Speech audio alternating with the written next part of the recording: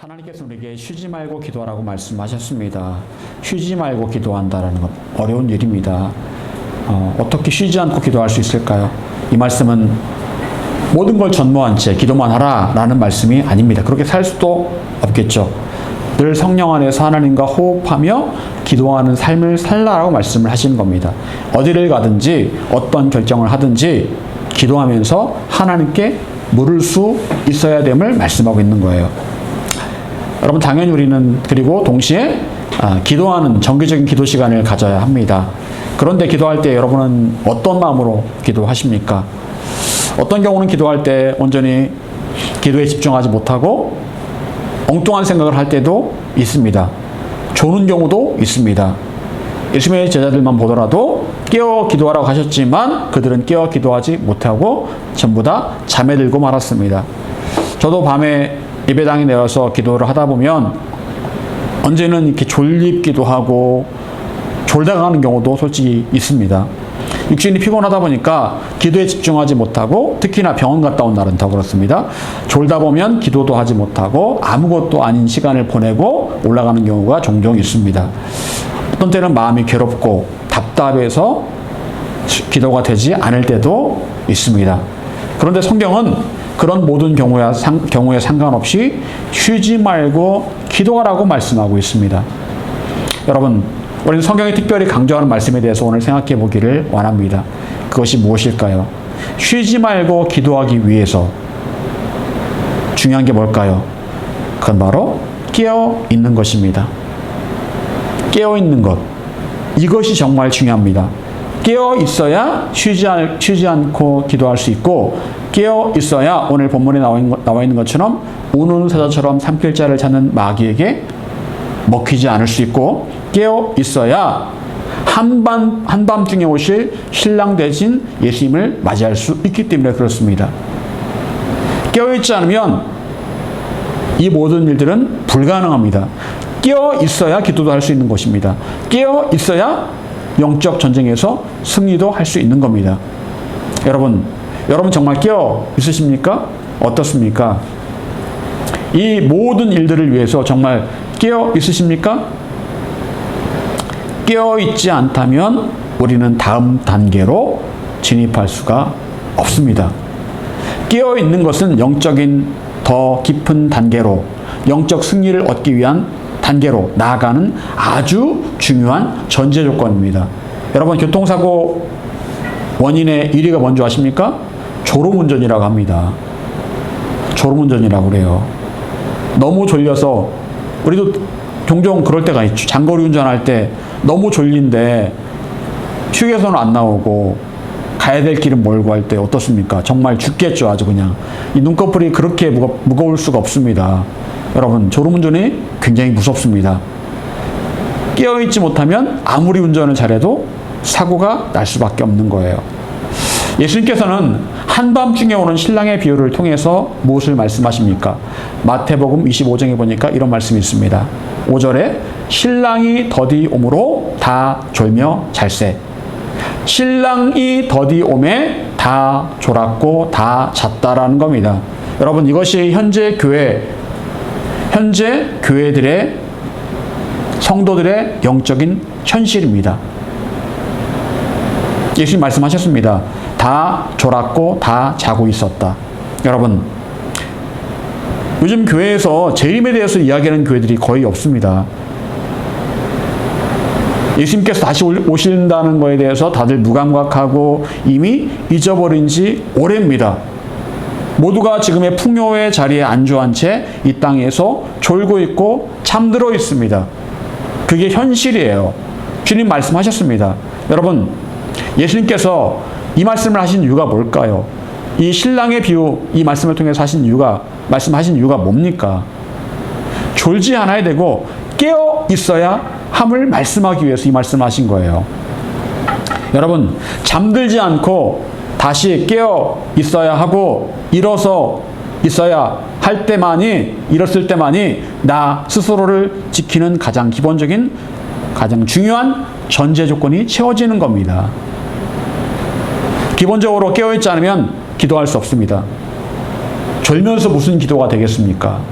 졸다 보면 너무 목만 아프고 그냥 시간만 헛되이 보낸 것 같고 기도 마쳤는데 찜찜하고 깨어있지 않으면 마귀에게 잡아먹힙니다. 우는 사자 같은 마귀에게 잡아먹힙니다. 여러분, 깨어있지 않으면 이단에 넘어갑니다. 유혹으로 파탄한 인생 살 수밖에 없습니다. 여러분, 깨어 있어야 뭐든지 할 수 있습니다. 깨어 있어야 기도할 수 있고, 깨어 있어야 승리할 수 있고, 깨어 있어야 사명도 감당할 수 있는 거예요.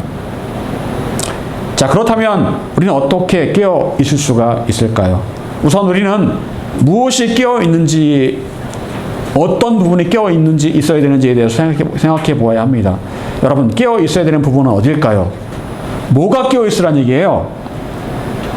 겟세마네에서 제자들이 예수님께로부터 깨어 기도하라 라고 말씀을 들었음에도 불구하고 잠들었던 이유가 뭘까요? 왜? 졸려서. 그 이유는 바로 육신이 피곤했기 때문에 그렇습니다. 육체가 너무 고단했어요. 여러분, 우리 육체는 한계가 있습니다. 지칩니다. 쉬지 않으면 잡니다. 좁니다. 여러분, 육체가 깨어 있어야 돼요. 두 번째, 누가복음 22장 45절에 보니까요, 기도 후에 일어나 제자들에게 가서 슬픔으로 인하여 잠든 것을 보시고. 여러분, 왜 잠들었습니까? 슬퍼서.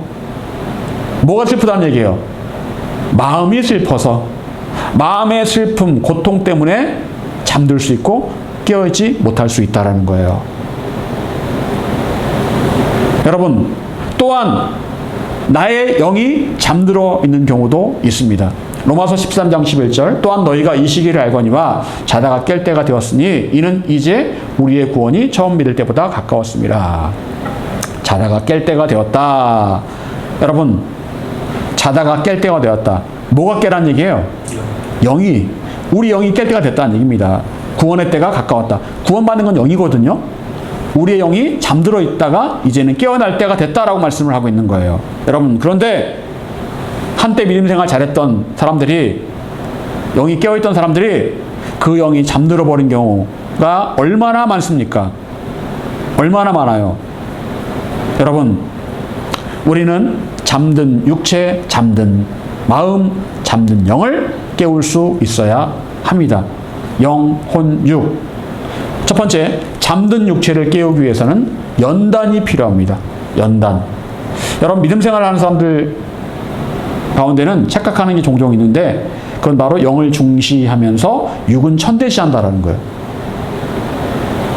여러분, 초기 기독교에 영지주의라는 이단이 있었습니다. 영지주의. 이것은 무엇이냐?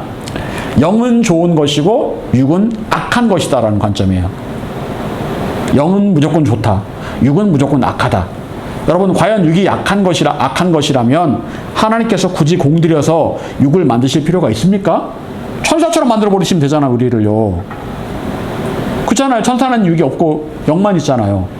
천사처럼 만드시면 되는데 왜 굳이 육을 만드시고 그 안에 생명을 불어 넣으신 겁니까? 공을 들여서, 그것도 아주 다 이유가 있는 거예요. 육도 굉장히 중요합니다. 하나님께 보시기에 육도 아름답고 영도 아름다운 거예요. 보시기에 아름다우셨다라고 말씀하셨는데, 우리의 육이 온전한 영을 담고 있을 때 하나님 보시기에 심히 아름다울 수 있다는 거예요. 따라서 우리는 나 자신의 육을 하나님 기뻐하시는 온전한 모습으로 잘 가꾸어야 합니다. 그런데 많은 경우 우리의 육을 잘 관리하지 못하고 가꾸지 못합니다. 육이 건강을 잃어버리도록 만들고, 어떤 사람들은 육에 온갖 마약, 약물을 투여합니다. 쾌락에 빠진 육체로 변질시켜버립니다. 그리고 몸이 이렇게 망가지면 그 육 안에 담긴 영도 온전히 세워질 수가 없는 거예요. 여러분, 왜 우리는 육을 잘 관리해야 될까요? 고린도전서 6장 19절 20절, 너희 몸은 너희가 하나님께로부터 받은 바 너희 가운데 계신 성령의 전인 줄 알지 못하느냐. 자, 그 다음 보십시오. 너희는 너희 자신의 것이 아니라 값으로 산 것이 되었으니 그런즉 너희 몸으로 하나님께 영광을 돌리라. 여기 보면 우리 몸은 누구 거라고요? 하나님 거라고 되어 있어요. 너의 자신 것이 아니다라고 말씀하고 있습니다. 그리고 성령께서 거하시는 전이라고 말씀하세요. 그러니까 우리 몸의 주인은 누구라는 거예요? 성령님이시라는 거예요. 하나님이시라는 거예요. 그런데 많은 사람들이 내 몸을 나의 것으로 생각합니다. 그래서 마음대로 내 몸을 마음대로 굴려요. 여러분 몸은 여러분 게 아닙니다. 여러분은 주인이 아니고 임차인이에요. 여러분의 몸을 빌려 쓰는 것 뿐이에요. 80년, 90년 빌려 쓰는 것 뿐이에요. 그런데 임차인이 마치 주인처럼 행동을 하고 있다니까요. 이거 내 거야. 내 마음대로 쓴다니까요. 여러분 우리 몸에 함부로 문신하고 하면 안 돼요. 내 게 아니거든요. 여러분 남의 집을 빌려 쓰는데 거기다가 집에다가 못 하나만 잘못 박아도 주인이 뭐라 합니다. 왜 여기다가 못을 박았냐고. 근데 막 몸에다가 막 구멍 뚫고 막 문신하고 그러면 안 돼요. 내 게 아니거든요. 이거는 하나님 거거든요. 여러분 머리부터 발끝까지 그 어느 것 하나 내 것은 없습니다. 나는 그냥 단지 내 몸을 하나님께로부터 빌려서 80년, 90년 살고 있는 것 뿐이에요. 하나님께 좀 임대 기간을 좀 길게 잡아주신 거죠. 그런데 사람들이 막 이 몸을 내 거로 생각을 합니다. 막 삽니다. 마치 임차인이 주인인 것처럼 그렇게 살고 있다라는 거예요. 그런데 하나님께서 언젠가 반드시 거기에 대한 책임을 물으실 겁니다. 여러분 성령께서 또 이 몸의 주인이라고 말씀하십니다. 성령께서 여러분 몸의 주인임을 믿으십니까? 느껴지십니까? 사실 잘 모를 수도 있습니다. 느껴지지 않을 수도 있습니다. 하지만 이건 분명한 사실입니다.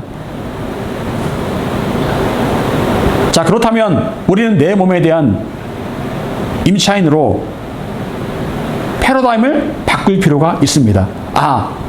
내 몸의 주인은 내가 아니었구나. 패러다임을 바꿔야 돼요. 이거를 내 거로 생각하시면 안 돼요. 세입자는 집주인 마음대로 집을 망칠 수도 없고 집의 형태를 바꿀 수도 없습니다. 세입자에게는 그런 권리가 없어요. 단지 세입자는 임대 기간 동안 잘 살고 잘 관리만 하면 되는 겁니다. 내 몸을 잘 관리하고 유지하면 돼요. 그래서 하나님께서 뭐라고 말씀하십니까? 청지기라고 말씀하세요. 청지기. 관리자, 매니저라는 거예요. 매니저가 그 가게의 주인 아니잖아요. 여러분, 자, 그렇다면 이 관리자로서 내 몸을 위해서 해야 될 일은 뭘까요? 로마서 12장 1절. 그러므로 형제들아 내가 하나님의 모든 자비하심으로 너희를 권하노니 너희 몸을 하나님이 기뻐하시는 거룩한 산 제물로 드리라. 이는 너희가 드릴 영적 예배니라. 여러분 뭐라 말씀하십니까? 우리 몸을, 이 몸을 하나님의 거룩한 산 제물처럼 관리하라는 거예요. 여러분 제물은 어떻게 됩니까? 제물의 조건, 첫 번째로, 두 번째로, 세 번째도 흠이 없어야 돼요. 깨끗해야 됩니다. 이게 제물의 조건이에요. 이것이 내 몸을 관리하는 원칙입니다. 우리는 내 몸에 흠이 되고 해가 되는 일을 해서는 안 돼요. 먹는 걸 자제할 줄 알아야 되고 좋은 걸 먹고 좋은 걸 보는 것에서 시작이 됩니다. 아무거나 먹고 아무거나 보고 아무렇게나 몸을 움직여서는 안 되는 거예요. 여러분 어떻습니까? 그렇게 할 수 있겠습니까? 그렇게 해야 몸을 흠없이 건강한 상태로 유지할 수가 있습니다. 또한 디모데전서 4장 8절은 이렇게 말씀합니다. 육체의 연단은 약간의 유익이 있으나 여러분 육체의 연단은 뭐가 있다고요? 약간의 유익이 있다. 육체의 연단이란 말은 훈련이란 말입니다. 육체를 훈련을 하면 몸에 어느 정도 유익이 있다는 거예요. 여러분 이 말은 무슨 말입니까? 하나님의 뜻이 뭐라는 얘기예요? 몸을 잘 훈련하고 운동도 하고 그렇게 하라는 말씀이에요. 관리를 좀 하라는 얘기예요. 내가 너한테 빌려준 이 육체를 네가 좀 관리 좀 해라. 여러분 운동 필요합니다. 또한 육체 연단을 위해서 중요한 게 뭘까요? 그건 바로 절제입니다. 절제예요. 절제는 참는 겁니다. 그렇게 할 수 있지만 그렇게 하지 않고 참는 거예요. 고린도전서 10장 23절 모든 것이 가하나 모든 것이 유익한 것이 아니요 모든 것이 가하나 모든 것이 덕을 세우는 것이 아니니. 여기 보게 되면 모든 것이 가능하다. 하지만 모든 것이 유익한 것은 아니다라고 말씀하세요. 여러분, 성인이라면 누구나 술을 마시고 담배 피울 수 있습니다. 아무도 뭐라고 안 해요. 담배 피운다, 술 마신다, 아무도 뭐라고 안 해요. 특히 우리나라는 술을 권하는 사회죠. 여러분, 그런데 술과 담배가 유익합니까? 유익하지 않아요. 어떤 그 이단 목사가 그러더라고요. 술 마시라고, 자기도 술 마신다고. 강단에서 그렇게 얘기를 하더라고요. 구원판 것 같던데. 여러분, 술 취하지 말라는 말씀이 성경에 얼마나 많이 나오는지 모릅니다. 어떤 사람은 그래요. 술 마신다고 그게 무슨 문제인데. 담배 피운다고 그게 무슨 문제인데. 여러분, 가능합니다. 하지만 그게 유익합니까? 누가 봐도 유익하지 않잖아요. 누가 봐도 유익한 게 아니잖아요. 여러분, 하나님께서는 내 몸의 관리자인 나에게 절제를 말씀하십니다. 가능하지만 유익하지 않다면 하지 않는 게 맞다라고 말씀하세요. 청지기는 내 몸의 주인이 아니게 절제할 줄 알아야 됩니다. 주인에게 유익되는 일만 할 수 있어야 되는 거예요. 하지만 모든 것이 가능하다고 해서 모든 것을 다 하려고 하는 사람은 결국 절제하지 못함으로 그에 합당한 결과를 얻게 될 겁니다. 여러분, 여러분의 육체를 잘 관리해야 합니다. 그래야 깨어있을 수 있어요. 육체가 망가지면 깨어 기도할 수도 없고 마귀에게 대항함으로 영적 전쟁을 치를 수도 없습니다. 나의 몸은 내 몸이 아니에요. 내 게 아니에요. 하나님 거예요. 분명히 말씀하셨잖아요. 빌려온 몸입니다. 잘 관리하시고 절제하시기를 바랍니다. 두 번째로, 잠든 마음을 깨우기 위해서는 말씀과 기도로 채워야 합니다. 잠든 마음을 깨우기 위해서는 말씀과 기도로 채워야 돼요. 여러분, 이제 우리가 살펴봐야 될 것은 마음입니다. 아까 살펴보았듯이 예수님의 제자들은 슬픔으로 인해 기도할 수 없었다라고 분명히 말씀하고 있어요. 여러분, 마음이 괴롭고 슬프면 기도가 나옵니까? 기도 안 나와요. 탄식만 나옵니다. 한숨만 나옵니다. 마음에 고민이 있으면 기도 나옵니까? 기도 못해요. 기도가 안 나와요. 하나님 하고 하는데 사실 기도가 아니고 탄식이죠. 여러분, 마음에 고민이 있으면 깨어 기도하지 못합니다. 마음이 깨어있지 못하면 마귀의 시험에 여지없이 넘어지고 맙니다. 언제 마귀가 우리를 유혹할까요? 마음이 괴로울 때. 다른 사람에 대한 오해와 서운한 마음, 불편한 마음이 있을 때 마귀가 쉽게 틈을 탑니다. 마음이 괴로울 때. 거봐! 저 사람 너 미워한다니까? 하나님은 살아계시지 않는다니까? 이런 식으로 우리의 마음을 공격합니다. 마귀의 전략이 그래요. 여러분, 따라서 우리는 우리 마음이 깨어있도록 잘 지켜낼 수 있어야 됩니다. 자, 그렇다면 우리는 어떻게 나의 마음을 깨어있도록 지켜낼 수 있을까요? 자, 지난주에 우리가 살펴봤던 말씀입니다. 시편 42편 5절. 내 영혼아, 내가 어찌하여 낙심하며 어찌하여 내 속에서 불안해하는가? 너는 하나님께 소망을 두라. 그가 나타나 도우시는 말미암아 내가 여전히 찬송하리로다. 여러분, 지난주에 무엇을 말씀드렸습니까? 내 자신의 마음을 삼자 입장에서 보라고 말씀드렸잖아요. 삼자 입장에 내 마음을 보라는 겁니다. 아, 내 마음이 지금 슬퍼하고 있구나. 불안해하고 있구나. 염려하고 있구나. 서운하구나. 자, 그럴 때 내 마음을 전두엽에서 판단하고 살펴보면서 내 마음을 향해서 선포하라는 겁니다. 네가 어찌하여 낙심하고 어찌하여 불안해하느냐? 나의 영혼아, 나의 마음아, 하나님께 소망을 두라! 라고 선포하라는 겁니다. 여러분, 삼자 입장에서 여러분 마음을 살펴보시고 여러분 마음에 선포하십시오. 선포하십시오. 이것이 바로 나의 마음을 다스릴 수 있도록 하나님께서 우리에게 가르쳐 주신 방법이에요. 여러분, 여러분의 마음은 여러분 스스로 통제할 수 있습니다. 어렵지만 가능해요. 미움이 생기는 대로 생기면 생기는 대로, 슬프면 슬픈 대로, 낙심이 되면 낙심되는 대로 그냥 두지 마십시오. 그런 마음이 들 때마다 스스로의 마음을 향해서 희망의 메시지를 선포하며 하나님께 소망을 두고 하나님만을 의지하라고 선포할 수 있어야 합니다. 또한 우리가 우리 마음이 깨어있기 위해서 깨어있도록 유지하기 위해서 필요한 게 무엇입니까? 골로새서 4장 2절. 기도를 계속하고 기도의 감사함으로 깨어 있으라. 무엇입니까? 기도를 계속 하는 겁니다. 기도할 때마다 감사함으로 깨어있는 거예요. 기도를 계속하고 기도 가운데 감사함으로 깨어있는 거예요. 여러분, 이 얘기는 무슨 얘기입니까? 기도할 수 없을 때, 기도하기 싫을 때, 기도하기 힘들 때, 그때도 기도하려고 노력하라는 거예요. 계속하라. 힘든 거 안다. 그래도 기도해라. 기도하기 어려운 거 안다. 그래도 기도해라. 여러분, 기도는 될 때만 하는 게 아닙니다. 기도는 생활이어야 하고, 기도는 밥 먹듯이 해야 되는 노동입니다. 노동. 기도는 쉽지 않아요. 노동이에요. 땀 흘려야 됩니다. 노동이에요. 힘을 내야 됩니다. 노동이에요, 기도는요. 그리고 이렇게 늘 기도하기 힘쓰는 사람의 마음은 끼어 있을 수밖에 없어요. 그리고 기도할 때 중요한 것은 바로 늘 감사함으로 기도하는 겁니다. 감사함으로 기도하는 것.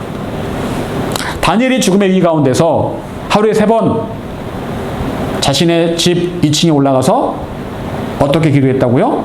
감사했다. 감사하며 기도했다라는 거예요. 여러분, 우리도 감사하기를 잊지 않는 그 기도가 필요합니다. 하나님의 은혜를 깊이 생각해 보면서 감사하시길 바랍니다. 하나님의 보호자를 바라보면서 감사하시기 바랍니다. 상황이 어렵지만 감사, 또 감사, 또 감사, 습관적으로 감사, 입버릇처럼 감사, 계속해서 감사. 이런 감사는 조건을 뛰어넘는 하나님으로 인한 감사예요. 이래서 감사, 저래서 감사가 아니고 그냥 하나님 때문에 감사하는 겁니다. 그런 감사를 드릴 수 있어야 되는 거예요. 자, 그리고 우리 마음을 채워야 될 것이 있습니다. 시편 119편 105절 잘 아는 말씀이죠. 주의 말씀은 내 발의 등이요 내 길의 빛이니이다. 여러분, 하나님의 말씀은 내 발을 비추는 등, 내가 가는 길의 빛이라고 말씀하세요. 즉, 마음에 하나님의 말씀을 채우는 것은 뭐라고요? 내 마음에 등불을 켜는 겁니다. 내 마음에 등불을 켜는 거예요. 등불을 켜면 무엇이 옳은지 무엇이 잘못되었는지 분간할 수 있습니다. 밝으니까. 말씀이 바로 내 마음에 등불이 된다라는 거예요. 여러분, 내 삶의 유일한 등불은 그 무엇도 아닌 바로 하나님의 말씀이에요. 말씀을 많이 읽고 말씀을 매일 묵상하고 매일 읽으면 그 말씀으로 판단이 되고 분간이 되고 분별력을 얻을 수가 있습니다. 여러분, 하나님께서 왜 우리에게 말씀을 주셨을까요? 말씀이 내 삶의 기준점이 되기를 원하셨기 때문에 말씀을 주신 거예요. 이대로 살아라. 이게 기준이다. 이게 스탠다드니까 여기서 벗어나지 말아라. 말씀에 비춰 판단하라고 말씀을 주신 거예요. 근데 말씀을 안 읽으면 아무 소용이 없겠죠. 여러분 요즘 교회 다음 세대가 사라져가는 이유가 뭘까요? 요즘 그렇게 교회 청년들이 없다는데 이유가 뭘까요? 저는 제가 볼 때는 딱 하나입니다. 어렸을 때부터 말씀으로 양육하지 않았기 때문에 그래요. 많은 교회들이요, 유초동부, 중고등부 때 행사 위주로 나가요. 행사 위주. 그냥 재미 위주, 행사 위주, 이런 걸로 나가거든요. 그렇게 하는 게 주일학교 때 애들을 잘 양육하는 게 아닙니다. 제가 볼 때는요, 주일학교는요, 말씀으로 양육을 해야 돼요. 계속 말씀을 심어주고, 말씀으로 가르치고, 깨닫게 하고, 말씀을 읽게 하고, 그렇게 해야 됩니다.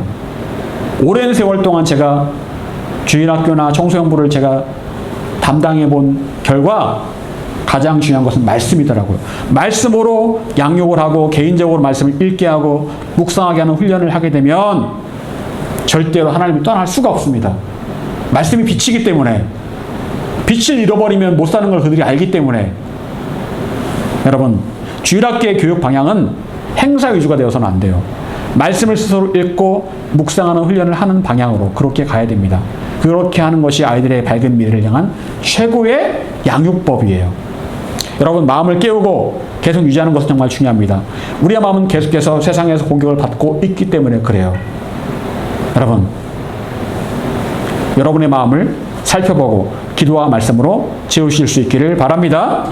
세 번째로, 마지막입니다. 잠든 영을 깨우기 위해서 성령께서 기뻐하실 일들로 채워야 합니다. 성령께서 기뻐하실 일들로 채워야 한다. 여러분, 그리스도인에게는 육신과 마음, 혼이죠. 그리고 영이 존재합니다. 어떤 분들은 육체와 영혼 이렇게 묻기도 하는데 대개는 육체, 혼, 영 이렇게 나눌 수가 있습니다. 정확히 말한다면 예수님 영접하는 순간 우리의 죽었던 영이 살아납니다. 예수님 안 믿는 사람에게는 영이 죽어 있어요. 혼하고 육만 있습니다.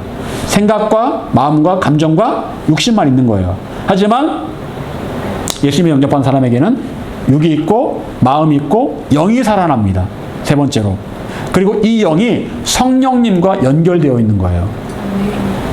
여러분, 그런데 예수님 만나고 나서 이 깨어났던 영이 다시 잠들 수 있을까요? 잠들 수 있습니다. 원인이 뭘까요? 가장 중요한 원인. 그건 바로 게으름이에요. 우리 영을 잠들게 하는 것은 바로 게으름입니다. 게으름이 뭐예요? 해야 할 일을 하지 않는 것. 하나님 말씀하시는데 해야 될 일을 하지 않는 게 바로 게으름이에요. 여러분, 우리 영적으로 게을러서 기도하지 않고 말씀 가운데 살지 않으면 어떻게 될까요? 영이 다시 잠이 듭니다. 영적으로 감각이 무뎌집니다. 예전에는 영을 따라 살던 사람이 이제 육을 따라 사는 경우가 얼마나 많습니까? 한때 성령 충만했던 사역자였지만 나이가 먹어가고 권력과 돈 욕심에 취하면서 영적인 사람이 아닌 육적인 사람으로 변한 경우가 얼마나 많습니까? 특히 한국교회에 그런 분들 정말 많죠. 옛날에는 정말 영적인 분이었는데 지금도 영적인지는 의문인 그런 분들이 얼마나 많은지 몰라요. 그리고 성경에 보게 되면 대표적인 인물이 바로 엘리 제사장이 있습니다. 한때는 하나님 음성 듣던 사람이었어요. 하지만 그의 성경을 보게 되면 몸이 비둔해졌다. 몸이 비둔했다. 사실은 의미가 있는 거죠. 영적으로도 그는 비둔했다라는 거예요. 몸이 비둔하고 영적으로 살쪘고 그래서 아무것도 더 이상 하나님의 음성을 듣지 못하는 그런 육적인 사람이 되고 만 겁니다. 여러분, 그렇게 변할 수 있는 거예요. 그렇다면 우리는 어떻게 잠든 영을 깨우고 계속해서 깨어있게 할 수 있을까요? 여러분, 우리가 영에 속한 사람이 된다는 것은 성령을 따라 살아가는 사람이 된다는 걸 말하는 거예요. 즉, 영을 깨어있게 하는 것은 바로 내 안에 계시는 성령님이십니다. 성령과 연결되어 있으면 영이 깨어있을 수밖에 없어요. 따라서 우리가 성령을 따라 살아갈 때 영을 깨우면서 살아갈 수가 있는 거예요. 성령을 따라 살아가는 삶은 성령께서 기뻐하실 일들로 내 영을 채우는 겁니다. 데살로니가전서 5장 21절 범사에 헤아려 좋은 것을 취하고. 자, 여기 보게 되면 범사 모든 일에 헤아려 보라, 생각해 보고서 좋은 것을 취하라고 말씀하세요. 여러분, 우리의 모든 일 가운데 좋은 게 있고 안 좋은 게 있습니다. 분명히 있어요. 판단해 보고 좋은 것을 취하라고 말씀하십니다. 여러분, 아까 살펴보았지만 모든 것이 가하나 모든 것이 유익하지 않다라고 말씀하고 있습니다. 모든 것이 가하나 모든 것이 영에 좋은 것은 아니다. 모든 것이 성령께서 기뻐하실 일은 아니다. 어쩌면 성령께서 기뻐하실 일은 아주 적을지 모릅니다. 우리의 범사에 대부분은 육체가 좋아하는 일들이 많아요. 여러분, 하나님께서 우리에게 자유의지를 주신 것은 스스로 헤아려보고 판단해 보라고 주신 거예요. 그리고 영에 좋은 것을 선택하라고 말씀하십니다. 여러분, 우리에게는 삼갈 줄 아는 지혜가 필요합니다. 아까 말씀드렸듯 절제할 줄 아는 지혜가 필요한 거예요. 조심하고 생각해 보는 겁니다. 옛날에는 TV가 바보 상자라고 했습니다. TV를 보면 멍해진다고 바보 상자라고 했어요. 요즘은 TV가 아니고 뭐가 바보 상자가 됐을까요? 스마트폰이 된 거죠. 스마트폰이 바보 상자가 됐어요. 그걸 보고 있으면 그냥 멍해집니다. 사람이. 시간 가는 줄 몰라요. 스마트폰이 보여주는 것만 보고 그걸 믿고 그렇게 생각하고 그냥 바보가 되는 것 같아요. 여러분, 하나님께 주신 마음은 자유의지로 생각하고 판단하고 옳은 것을 결정하는 겁니다. 마귀는 생각하지 못하게 합니다. 그냥 자신의 말을 듣고 따르게 하려고 합니다. 그래서 하와는 사탄의 말을 듣고 아무 생각 없이 선악과를 따먹고 말았습니다. 여러분, 우리는 늘 성령께서 기뻐하실 일이 무엇인지를 헤아려 보고 삼갈 것은 삼가고 선택할 것들은 선택할 수 있어야 합니다. 그렇게 해야 영이 잠들지 않게 할 수 있습니다. 세상 온갖 것들은 우리 영을 무디게 하고 잠들게 합니다.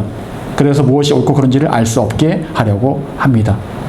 여러분, 지금은 포스트 모더니즘 시대죠.